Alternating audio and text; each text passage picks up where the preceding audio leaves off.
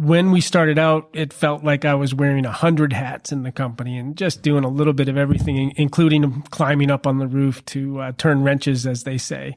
And I learned from the other entrepreneur that I worked with before the startup of ReVision that you really have to empower young people to go out and make their mark in the world.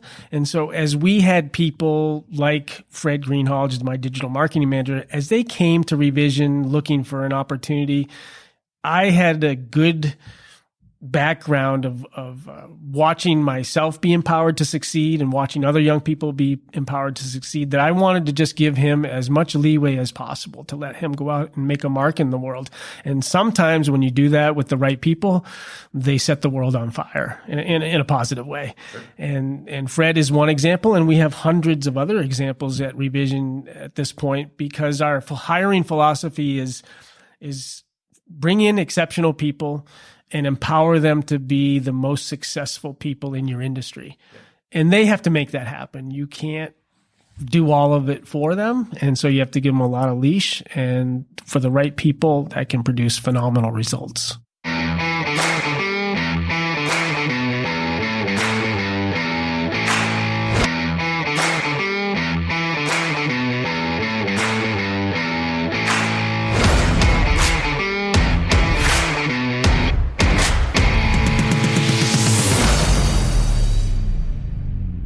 Hey everyone, I'm Palmer Higgins and welcome to the Big Time Small Business Podcast.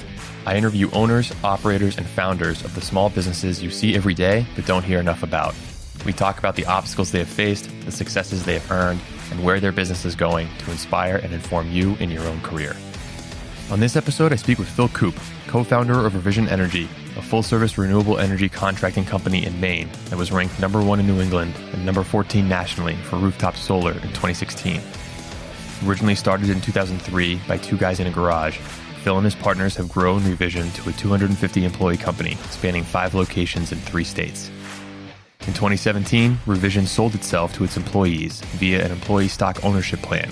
So we dive deep into this program, the founders' reasons for pursuing it, and why they think it will set the company up for the next 100 years.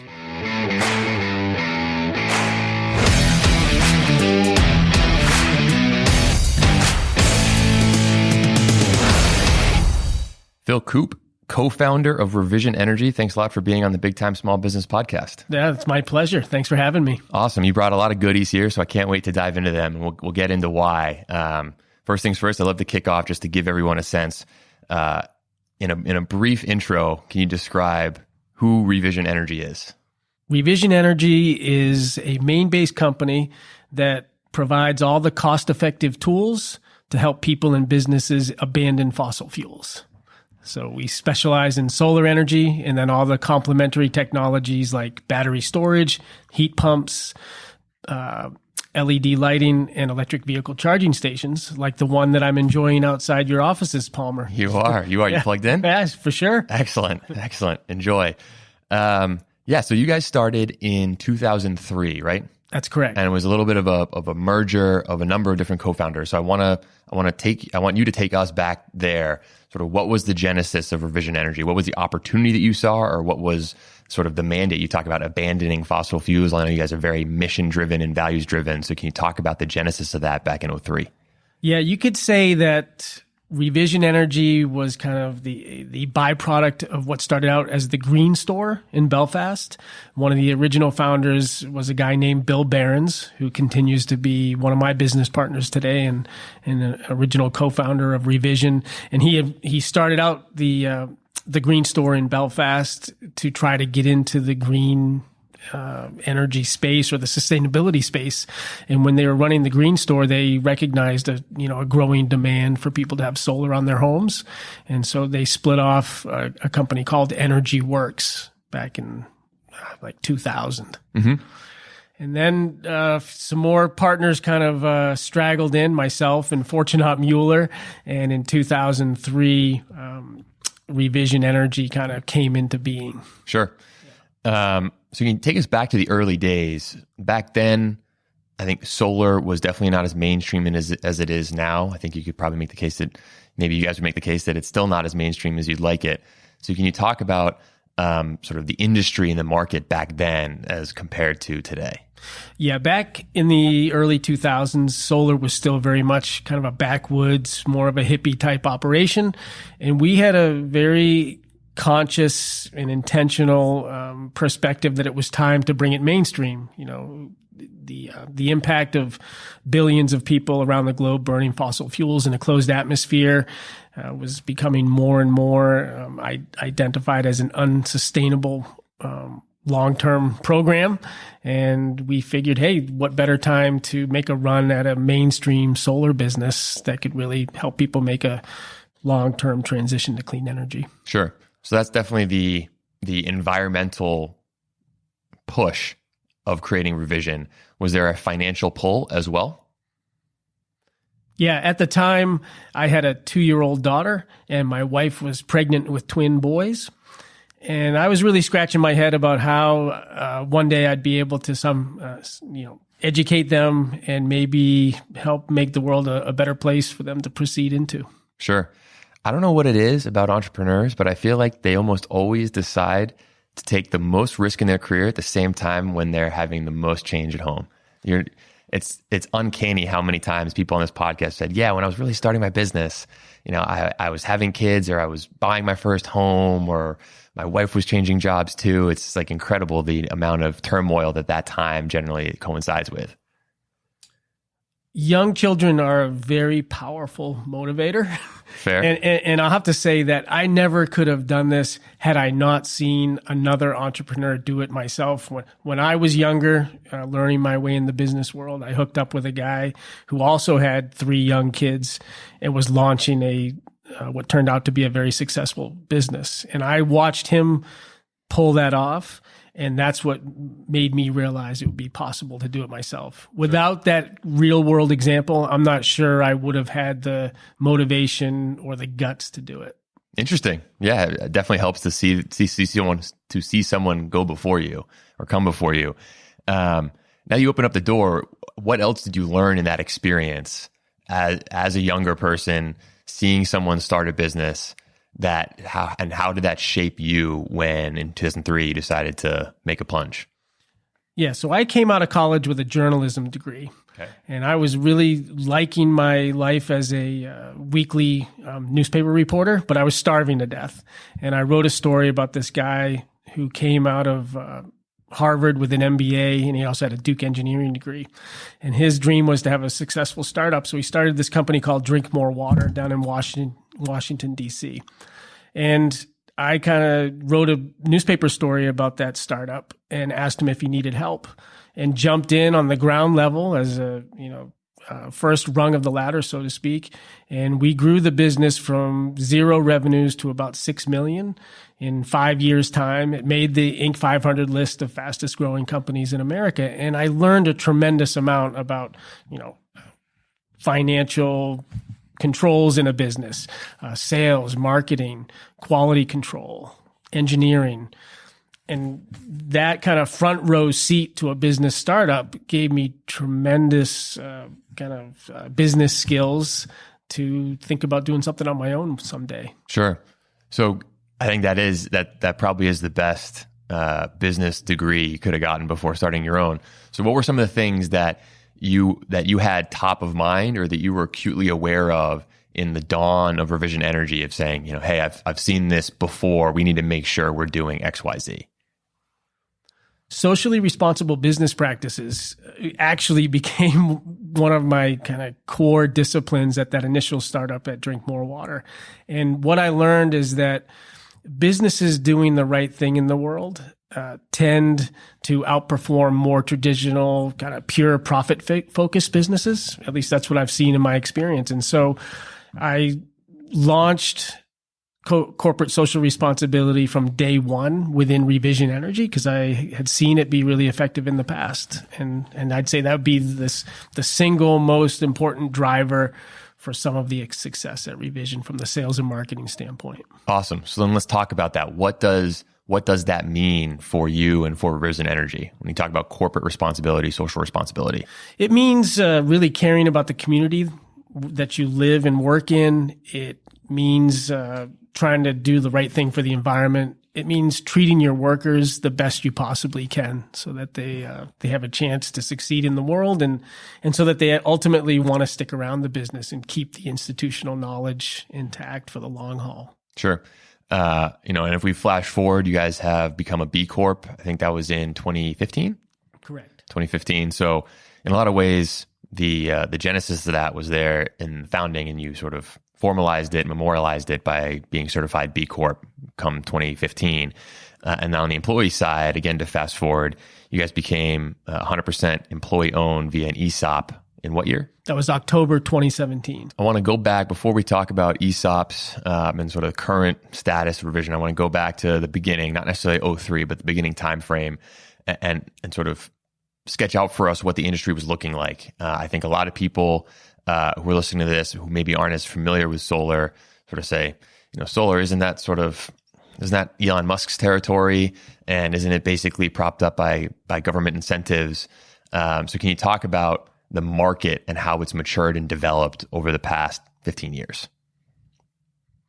The most important thing to get out there to the listeners is that the cost of solar panels has dropped by 99% over the last 20 years. And I'm talking about solar electric panels.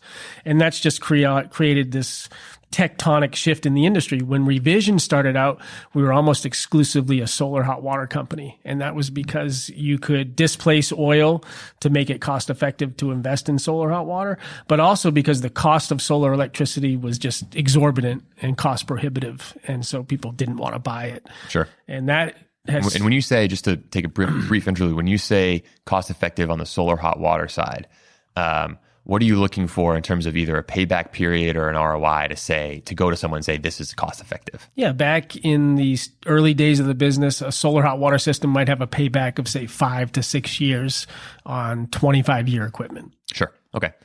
So then price of solar panels drops 99%. The world opens up to you to leverage solar in a lot of different ways. So can you talk about how that's affected ReVision's business?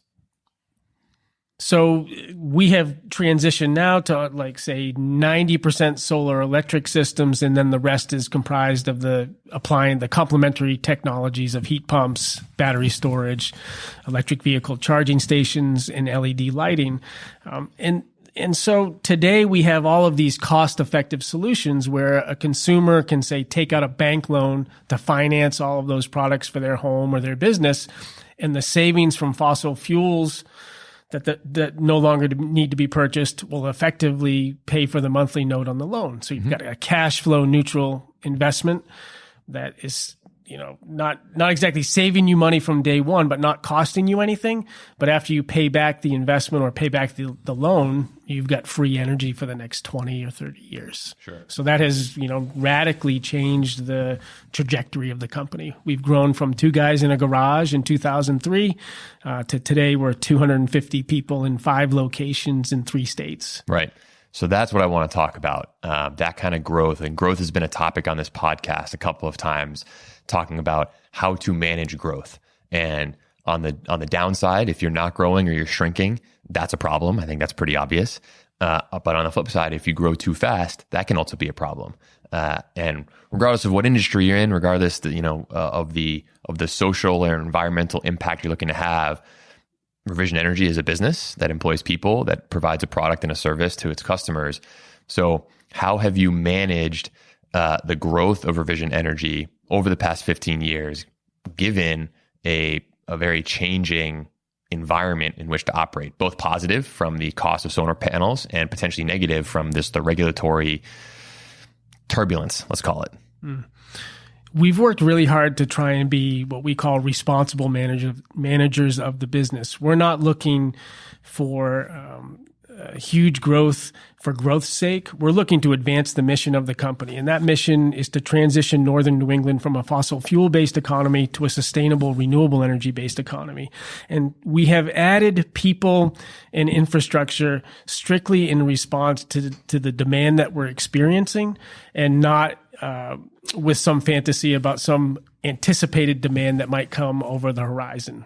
And so we think that type of more organic growth has helped us stay resilient in the face of lots of kind of policy ups and downs. They call this industry the solar coaster because every year you could get a different state or federal incentive or lack thereof that can significantly impact the economics of a solar investment. So it's been a pretty exciting and wild ride, sometimes a little bit scary.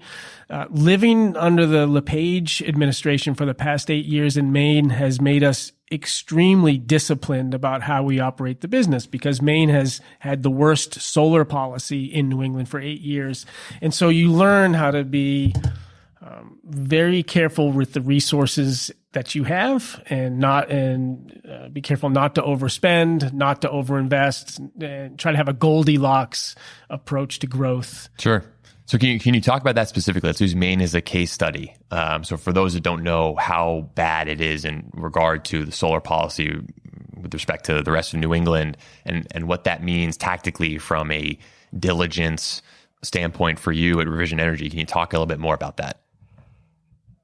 For example, when we started out the company, there were really high incentives for solar hot water in the state, and they weren't really sustainable. It was early in the game for solar, and the state regulators weren't exactly sure of the best tools to help the industry succeed, and so a few companies kind of sprouted up quickly in response to these artificial incentives. And when those went away, when LePage came in, a bunch of businesses kind of immediately disappeared because they no longer had this artificial driver of demand from the consumer side.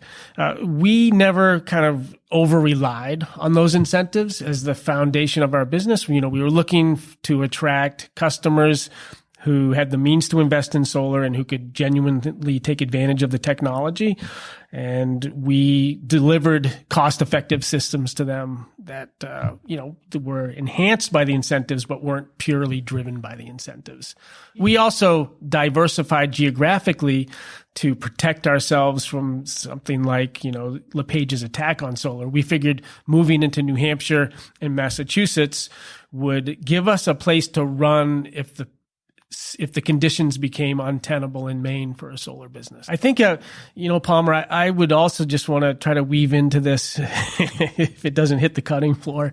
The fact that we've had 200 years of the industrial revolution and followed by the technological revolution that we're in today, all of it powered by these incredibly dense and wonderful fossil fuels. And fossil fuels have powered the most profound advancement of the human species in the history of mankind. But we've reached this point now where the arithmetic of 7 billion people burning those fossil fuels is not tenable. But part of the big problem is over those 200 years, trillions of dollars of fossil fuel wealth has been accumulated across the globe and also particularly in America. And unfortunately, hundreds of millions of those dollars of wealth are being deployed to stop renewable energy in its tracks. And that's one of the big obstacles that we face is kind of like a constant drumbeat of fake news about like solar doesn't work or solar's not cost effective or solar over relies on subsidies. And people need to remember fossil fuels have been subsidized from day one and continue to be subsidized at a higher level than renewables are today. Sure. So that becomes a marketing, sales, part branding challenge. And as someone, before we hit the record button, you said that's what you spend at least some, if not most of your time doing. So how do you combat that? How do you set the record straight, or how do you tell your story and have it be heard, have it be impactful, have it land for customers or potential customers? We think we have a pretty effective marketing machine and public relations machine that we've built in-house. We have a newsletter with 30,000 readers that goes out in northern New England. We're often looked to by the traditional press as kind of subject matter experts. So we get called on quite often to give comments about the renewable energy industry. And so we have a continual kind of output of real factual information that people trust about the solar industry and the cost effectiveness of the technology. And over time, I think you earn people's trust regardless of the kind of their political persuasion. and then you can make headway against kind of fake attacks. Sure.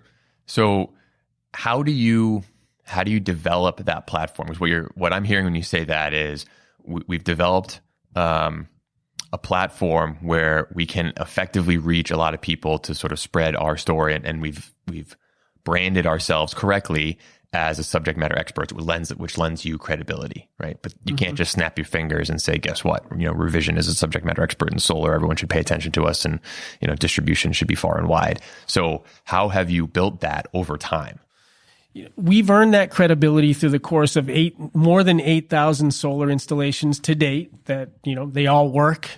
And as people see that the technology work that you're doing is actually cost effective as you said it would be, people become believers in what you're doing and what you're saying. And then they become your repeaters out in the marketplace, and they tell all of their friends, and that 6 degrees of separation effect starts to take hold, and you get a reputation as an honest broker, not just in the solar industry, but as a honest broker in the community, in the state.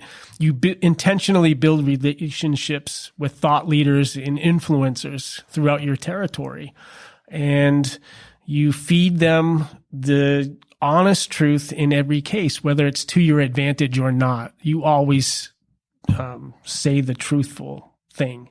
And that still has currency in the modern world when I feel like we're under constant attack by fake news and disinformation. Sure. So one debate, not really debate, but one thing that we're focusing on a lot internally as our portfolio companies is the relationship between content and distribution. And on previous podcasts, have heard the same that content is great. You need some content in order to get the word and the message out there, but distribution matters way more.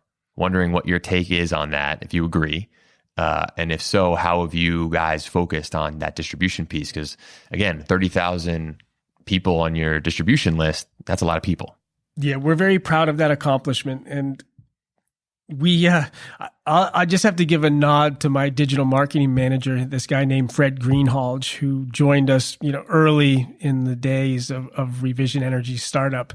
And he has just been tremendous in helping us open those distribution channels by building relationships with reporters and information brokers and other news outlets, web outlets, podcasts, Twitter, Facebook. We have a great social media presence that is constantly nurtured by people who know what they're doing in that space. And honestly, Palmer, I'm not the expert. I'm too old for that stuff. I'm a 51-year-old newspaper reader. And so I have a great team of really talented young people who are kind of ninjas in the social media space. I like the word ninjas. And so they handle that end of the deal. And then myself and the other kind of older dogs in the co-founder space, we handle the traditional media ourselves. Sure. So that brings up another point of delegation, something that is a constant topic on this podcast, of noticing that, hey, maybe you're not the best person to run a social media campaign or to run, the PR division of ReVision. So how has your role in ReVision Energy evolved over time? When we started out, it felt like I was wearing 100 hats in the company and just doing a little bit of everything, including climbing up on the roof to turn wrenches, as they say. And I learned from the other entrepreneur that I worked with before the startup of ReVision that you really have to empower young people to go out and make their mark in the world. And so as we had people like Fred Greenhalgh, my digital marketing manager, as they came to ReVision looking for an opportunity, I had a good background of watching myself be empowered to succeed and watching other young people be empowered to succeed, that I wanted to just give him as much leeway as possible to let him go out and make a mark in the world. And sometimes when you do that with the right people, they set the world on fire in a positive way. Sure. And Fred is one example, and we have hundreds of other examples at ReVision at this point, because our hiring philosophy is bring in exceptional people and empower them to be the most successful people in your industry. Yep. And they have to make that happen. You can't do all of it for them. And so you have to give them a lot of leash. And for the right people, that can produce phenomenal results. Totally agree. And I can hear people who are listening who are saying, I totally agree, but how do you make that a reality? So how do you find the right person, know that they're the right person, to give them the leeway? Because I guarantee the entrepreneurs who are listening to this are saying, I'd love to do that. And I have done that, and it's burned me a few times. First thing is hire for attitude, train for skills. Okay. When we humans meet another human, we have an initial gut reaction in nanoseconds of within meeting those people. And that gut reaction is usually confirmed over the ensuing minutes of that meeting.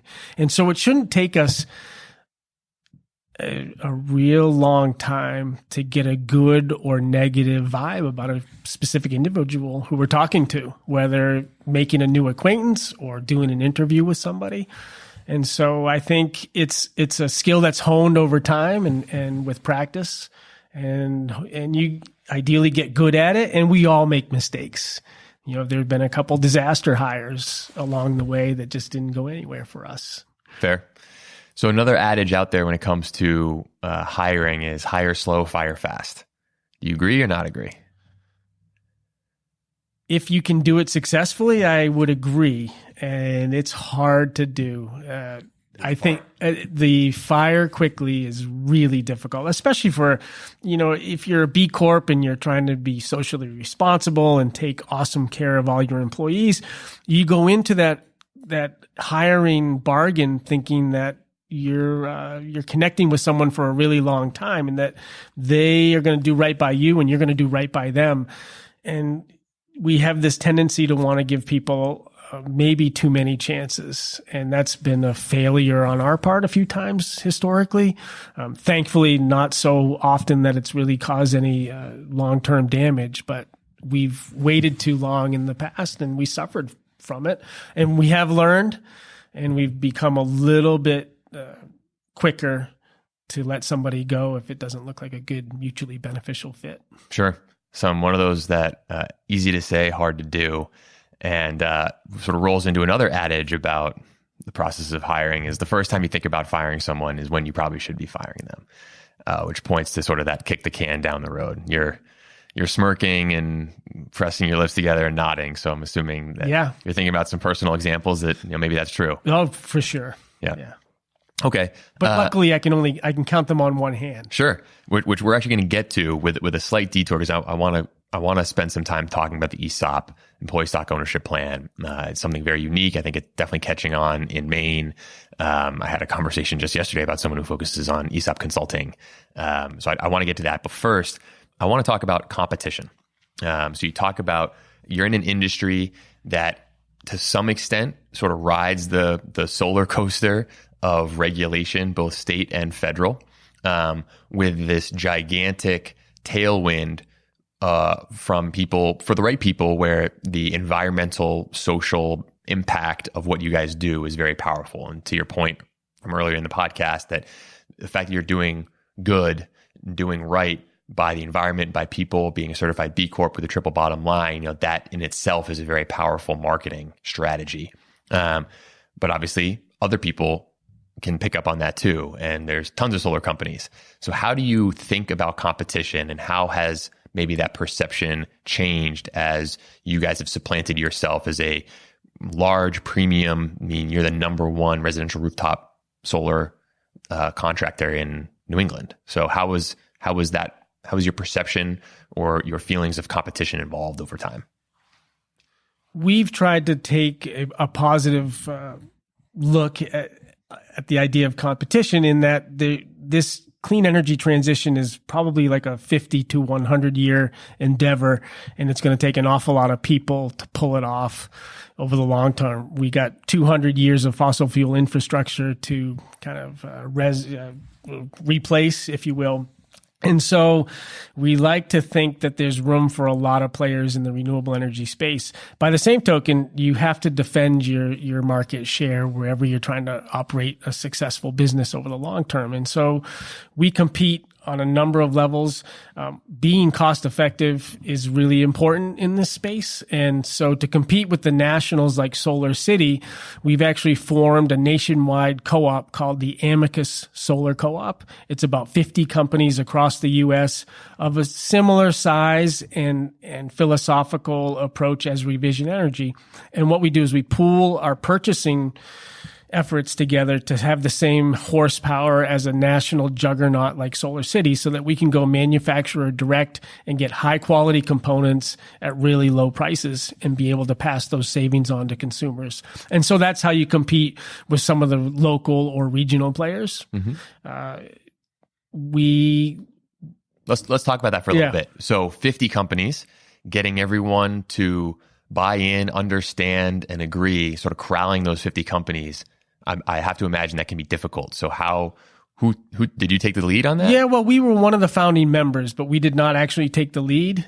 But we did write that first $10,000 check to launch the Amicus Co-op. And we were awfully grateful and relieved when that $10,000 check came back to us in rebates from the group purchases within the first year. But actually, the group is very powerful and cohesive. And so we get together 2 to 3 times a year throughout the country in different locations, and we share best practices. And that's just been transformative for lots of the businesses. What is the most efficient way to install a rooftop solar array? Well, if you got 50 different approaches and we take the best from each of those 50 and distill it down to one single most cost-effective and efficient way to do it, everybody benefits. And so it's worth taking that day-long or 2-day retreat to learn those tactics and share them. And we try not to be, having too many companies within one another's territory, but there's a little bit of overlap. We share best sales and marketing strategies. We share, B Corp success stories. And so in the aggregate, all of that, the benefits of that far outweighs whatever hassles it takes to get all the, people participating and pulling in the same direction. Sure. Okay. So now I do want to get into the ESOP. So ReVision Energy sold itself to its employees. That's sort of the simplest way to talk about it, but I want the listeners to hear it straight from your mouth. What was the impetus to decide to do that? And then give us just a quick primer on what an ESOP is. Yeah, it's a bit of a long story, Palmer, so we'll see how much of it sticks. But This process started in 2015 when a lot of companies in the solar industry were extremely nervous about the sunset of the 30% federal tax credit that continues to drive a lot of consumer interest and cost savings from solar investments today. And so we started looking around to think about how ReVision Energy would survive the loss of the tax credit. And we looked at a couple other B Corp solar companies in New England, thinking about a merger that might help give us greater geographic strength into states with better policy than what was happening in Maine. Mm-hmm. We explored that merger for over a year, and a miracle happened along the way in that the 30% federal tax credit was extended for quite some time. And so the urgency became almost non-existent. But we were still curious about, what exit strategies, what long-term sustainability strategies might be in the best interest of ReVision, because we couldn't look over the horizon for the next 10 or 20 years, and we want this to be a 100-year company. And in the end, we decided that we wanted to bet on ourselves and not hitch our wagon to 2 other B Corp solar companies in the Northeast. And so we cut loose from the idea of a merger, and we pivoted to the idea of an ESOP as a way to give the company 50 or 100 years of long-term sustainability by sharing the success of the business with the people who are actually making it happen. And also as a way to enable the founders of the company to take some of the chips off the table that had been accrued since the startup. And we figured we could do both of those things in the form of an ESOP. And that drove that decision. Sure. Yeah. So if you could give us a little bit of color as to what that actually means. So what is an ESOP? And why does that help give you why does that solve the question of how can we help this company be the next 100-year company? So the employee stock ownership plan is actually an incarnation of the Internal Revenue Service. And it was an effort by the U.S. government to incentivize companies to treat employees better. And instead of kind of accruing all of the company value in the hands of a few shareholders or a few owners, the ESOP option was created as a way to share the benefits of the business with all of the employees. And so the transaction is really interesting in that when you sell the company to the employee trust, your company becomes tax exempt at the time of the transaction so that the employees can use the tax savings that they would have paid to the federal government to pay back the founders for the business. So it's really a remarkable kind of way to transfer ownership from the original founders into the hands of all of the employees and the future employees of the business in a way that gives them a path to pay back the founders without spending any of their own personal money. And it also incentivizes everyone to run the business in the best possible way, because the employees who are becoming the owners, it's in their best interest to have the company succeed, because that's going to be their retirement vehicle, and it's also the only way for the founders to get paid back. So the founders have this great incentive to keep managing the business correctly throughout the duration of the ESOP. Sure. And you guys went full bore into it. You guys went the 100% ESOP. We did 100%. There are such things as partial ESOPs. You can go as low as 30. You guys went the full 100. We did. And part of that is it reflects the different ages of our ownership group. We have one partner who is in his 30s. We have one who's in his 40s. I'm in my 50s, and another who's in his 60s. And so we all have different time covering horizons. All the decades. Yeah.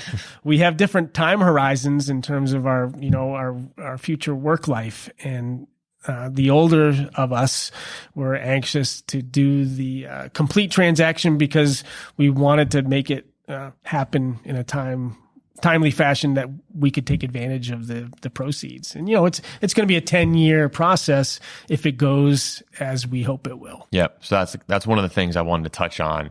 I've talked to a lot of business owners who contemplate ESOPs, and I think they're wonderful opportunities. They do take some planning, and they do take a little bit more of a long-term thinking in terms of what you're saying on the 10-year time horizon is the execution of the ESOP to buy the company out is going to be a 10-year time horizon. That's pretty standard.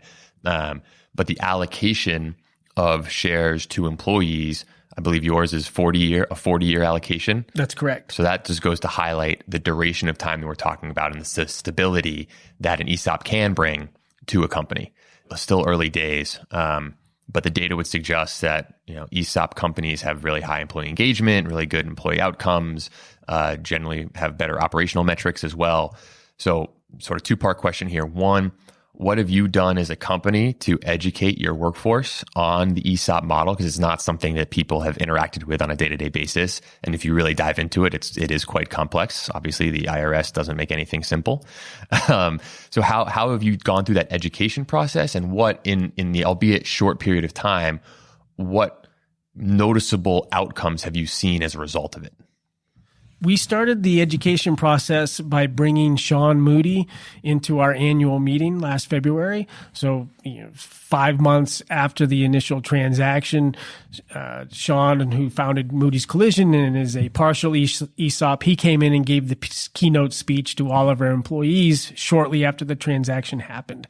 And we feel like that was a really powerful way to have them get good information from somebody not within the company. Mm-hmm.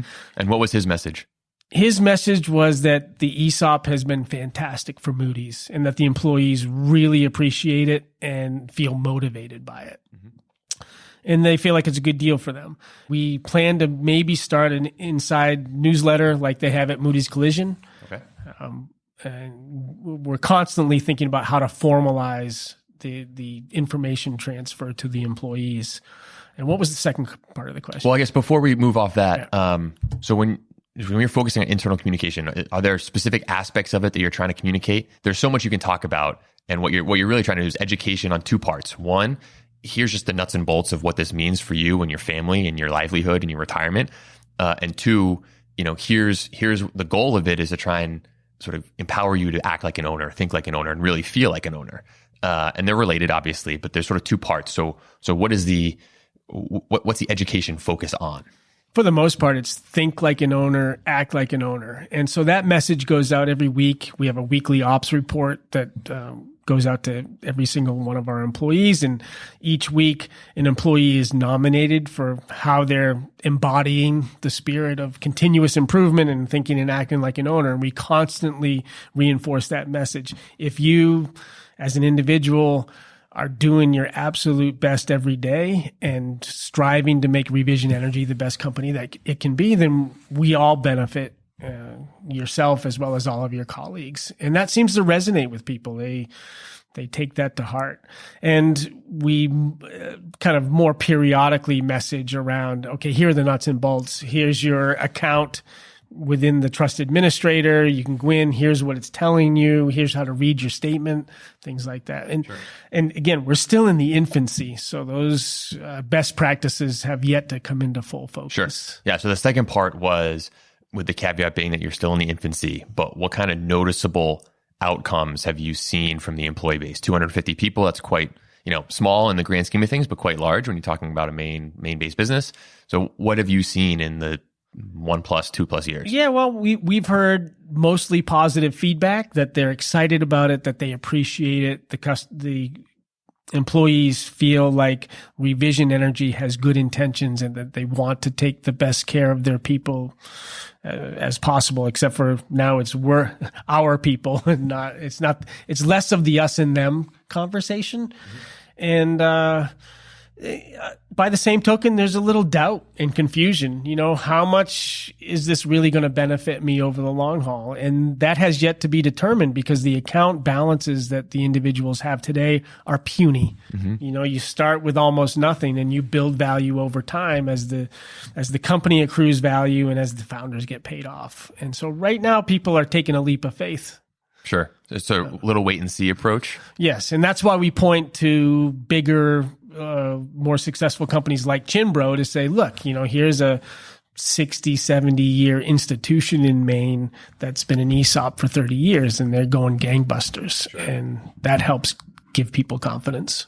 How about any anecdotal situations of employees really anywhere, but ideally not in a managerial role in the org chart, speaking up and saying, before I was just punching a time clock, and now that I'm a part owner, however puny my balance might be today, they get it. And they're like, hey, we should really be thinking about doing something this way. And it's sort of one of the things when you talk about employee ownership, and whether it's via an ESOP or via stock options or whatever, the thing that people tout is, man, the bottom up push or pull, however you want to think about it, from employees on the front line who are the closest to the action is amazing. Have you experienced any of that thus far? Absolutely. So we have seen people really stepping up. I mean, we already felt like we had a deeply engaged team before we did the ESOP, but we have definitely noticed a fair number of individuals kind of raising their hand, bringing fresh ideas, fresh approaches, more commitment and passion to the equation than they had been doing in the past. There's a flip side to it too, though. Some people might have the wrong notions about what it means to be an owner, right? I mean, President Trump is the owner of businesses, and in my opinion, he doesn't have a lot of great leadership qualities that I would want my employees to be thinking about it as kind of co-owners in my business. And so you have to be careful about what you think it means to be the right kind of owner. And, some owners of some businesses may not be doing the right thing or may not have the best interests of employees or the environment or the community in their mind in operating their business. And so we try to be clear about what it means to be a co-owner of a B Corp like ReVision. And part of the way that we're addressing that is we're launching a leadership training program in 2019, which is something that we had not formalized in the past. And we feel like this is the right kind of inflection point for the company where we want to groom the future leadership to really carry forth the mission, vision, and values of the company in the most authentic way possible. Sure. So now that you've gone through this process, and again, with a caveat that it's still early, in your view, is there a way to drive employee accountability and that ownership mentality without the mechanism of something like an ESOP or actual physical ownership in a company? Because this is a topic that every owner that I talk to in my day job on this podcast talks about is, no matter what I do, I could be a manufacturing business that's the most tech-enabled thing, but ultimately it comes down to people. And everyone wants to empower their employees to be the best they can be and to think like an owner. Do you feel like there's a way to do that without ownership? You talked about how it was a focus of yours even before the ESOP. Yeah, absolutely. So you have to do the right things and say the right things and walk the talk when you do that with your employees. And, profit sharing is one example, right? If you say that, listen, every year we're going to share 5 or 10% of the annual profits of the business with the people who are making that happen as a way to ask for their deeper passion and commitment, I think that resonates as authentic with people. Let's say you have a landscaping business, which you mentioned is one of the industries within Chenmark's business world. Well, how are you demonstrating that you're taking the best possible care of them? Maybe it's, you make sure that dust masks are available to every employee for every job that's done, just as a way to demonstrate that you care about their health and well-being. It's things like that are tangible expressions of your intention to do the best you possibly can for them while maintaining a viable business. Sure. Awesome. I think that's great. So I want to transition a little bit to the future of ReVision. You've set the company up now via the ESOP to be a 100-year company, to empower individuals to take ownership, act like an owner, think like an owner. So what do you see for ReVision Energy? What are you hoping for in the next 5, 10, 20, 50, 100 years? We're hoping that ReVision Energy is making a measurable, positive difference in the future of the region where we live and work, in the prospects for the people who live and work in that region. Our goal is to use ReVision Energy as a powerful force for good in the world. And so if fossil fuel consumption and carbon emissions are dropping and social conditions are improving for people, we will consider our endeavor to have been a success. There's lots of other more specific metrics I could mention. Let's hear them. I'll give you one example. Today, Mainers export $5 billion a year from the local economy to import fossil fuels from away. So we imagine a future where if those $5 billion were being kept in Maine's economy to create the clean energy infrastructure that will make us energy independent, will drastically reduce the greenhouse gas emissions that are kind of visibly harming the Gulf of Maine and our fisheries industries, for example, then we think that that's a much better future for every Mainer that lives in the state and for all the tourists who come to visit us. So keeping our energy dollars in the state would be a tremendous benefit on so many levels. So that's one kind of tangible way that a clean energy transition can really help the state. So in some respects, your mission is fairly broad in terms of positive impact. There's an environmental bend to it, and obviously given your name, there's an energy bend to it.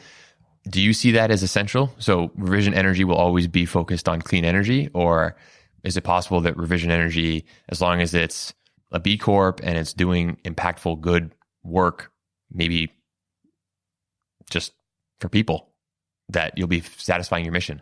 Yeah, well, we don't have any preconceived notions about how far and wide we might stray into different industries. I don't know if that's part of your question there, but yeah. So I guess another way to ask the question is: right now you're focused on solar. Clean energy can be wind. You can go totally crazy and go tidal. So do you see that in your future?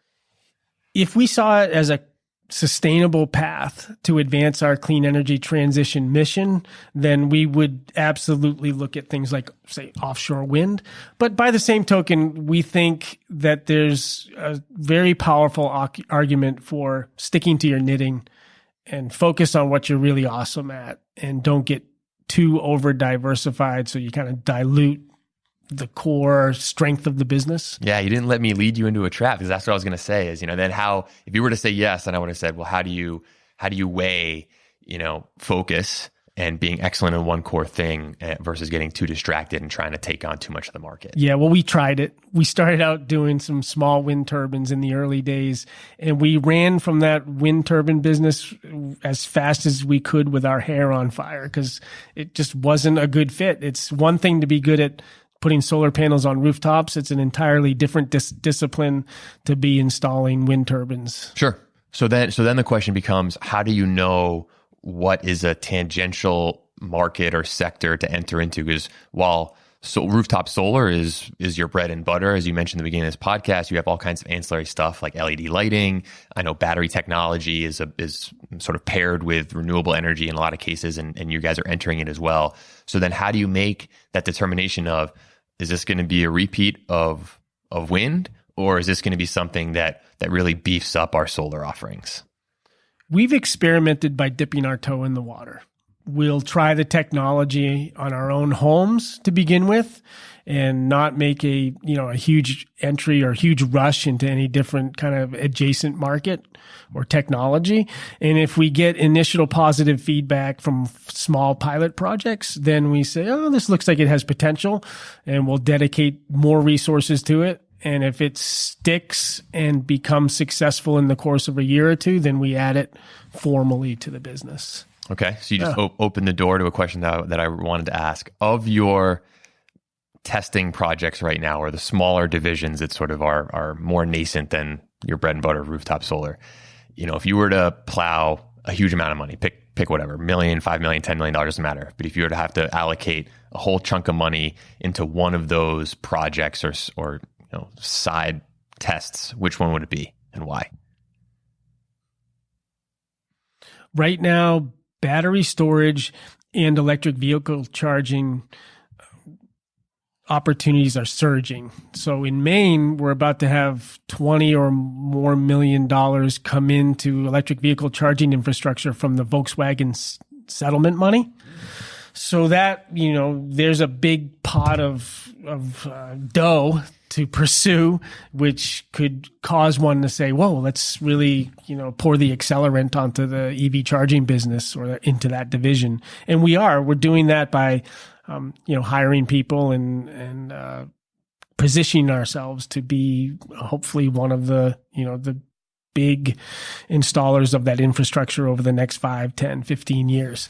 And battery. Will it really last that long? Because right when you were saying that, I was thinking that sounds a lot like solar hot water from the beginning of the podcast of, this market is a one-time market. It's being propped up by a windfall. In this case, it's a settlement from Volkswagen. In the previous case, it was regulatory incentives. So, is that really a lasting place? You have to remember that an electric car is 5 times more efficient than an internal combustion engine vehicle. So even without government subsidy around EV charging infrastructure, you still have a really powerful economic case for electric vehicles over gas-powered cars.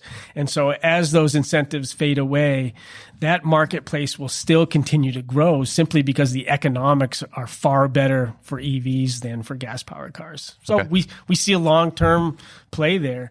How about batteries? And with battery storage, what's happening is the cost curve on the technology is falling along the same lines as the solar electric panels were, say, 10 years ago. And so the cost of the battery technology is starting to drop rapidly. And you're seeing some incentive programs creep into the marketplace. In Massachusetts, they just launched one, for example. And so we're positioning resources to be a bigger player in that space. All right. I want to wrap up the podcast with a few questions I ask everyone. The first one is, imagine there's this magic pause button in life where you didn't have to deal with the day-to-day of ReVision energy, whatever takes up the majority of your time. Sort of time pauses, but you had to allocate that time ReVision energy related. how would you do so? You can't take a vacation. I would spend the majority of that time in high schools and colleges talking to the next generation about the opportunities presented by the clean energy transition, the opportunities that we have to create the better future that we know is possible for ourselves and for future generations, to give them hope and inspiration in the face of what is some really deeply disturbing information for the people who are paying attention today. You know, the reports coming out of the scientific community about what the fossil fuel future, there's a report that came out just last Friday. What those things look like, I think, it's terrifying people. You know, I have a 15-year-old daughter who's a sophomore in high school, and she is one of those people paying attention, and she's scared to death about what this current generation is doing to the biosphere. So that's where I would spend the majority of my time. And is that in hopes to generate potential customers, in hopes to generate potential employees, in hopes to generate potential entrepreneurs who are going to tackle this problem in a slightly different way, maybe a little bit of all three? More so inspiring the future leaders who we're going to need to kind of solve these problems, and to, you know, we need people who are counteracting the disinformation campaign out there. When the president of the country is telling us that we need to bring back coal and that we need to blow up the clean power plan, you know, those sound like drastically wrong messages in the face of the scientific evidence in front of us. And so the next generation is looking at and hearing this information and saying, what the hell are we going to do? And I'd like to be the person who's giving them the good news about what the potential is and how we can get there. Very altruistic. I like it. So the next question is similar, and to a certain extent, we kind of already answered it from my previous question. But imagine $1 million showed up on your doorstep and you had to reinvest it in ReVision Energy. How are you allocating that money? I would take at least half of it and try to raise the wages of the lowest paid employee tier that we have, with the hope of engaging them for even longer than what the ESOP may achieve in its own right. The other half, how would I? So why do you say that? Because I don't think that you can do too much for the employees who are getting out there and killing it every day for the company. And I'd like to just do more for those folks who are at the bottom end of our pay scale or our compensation package. And thankfully, we're well above the minimum wage across all of our positions in the company. But certainly, people who are trying to raise a family, it's not easy being an hourly employee. Sure. Yeah, and then the other half, I don't know. I guess maybe I would convert more of our fleet to all electrics. You know, where we have a lot of hybrids, and those are a couple areas I would focus on. Okay. Last one, most open-ended here. What haven't I asked that I should have? And yes, you will have to answer your own question. Who helped you do this? Great. So it would be crazy not to mention that Bill Behrens, one of the co-founders of the company, wrote the book. He co-wrote the book Limits to Growth back in 1972, which was at the time a publication about the conflict between finite resources and population growth. And so he wrote that book and then eventually ended up in the sustainability field. He's also an MIT PhD in environmental economics, and he has a BS in electrical engineering. And then Fortunato Mueller is one of my other partners. He has dual mechanical engineering degrees out of Brown University, and he's actually a Swiss citizen who brings this kind of European savvy to our American-based business. And then the other guy, Dan Clapp, who came out of the geothermal industry, is the other co-founder. And so without those guys, ReVision Energy would have never become what it is today. And I'm lucky to be partners with those guys. Fair enough. Good thing to end on. Yeah. Thanks a lot, Phil Coupe, for being on the Big Time Small Business Podcast. You're welcome, Palmer. It's my pleasure. Thanks for listening to another episode of the Big Time Small Business Podcast. If you liked what you heard, please leave us a review and share the show with a friend. To access show notes and subscribe to our distribution list, be sure to visit us at chenmarkcapital.com/podcast. That's Chenmark, CHENMARK, capital.com/podcast. You can also follow us on Twitter at Chen Holdco, CHEN Holdco. Last but not least, we'd love to hear from you, so please drop us a line at podcast@chenmarkcapital.com. Thanks a lot.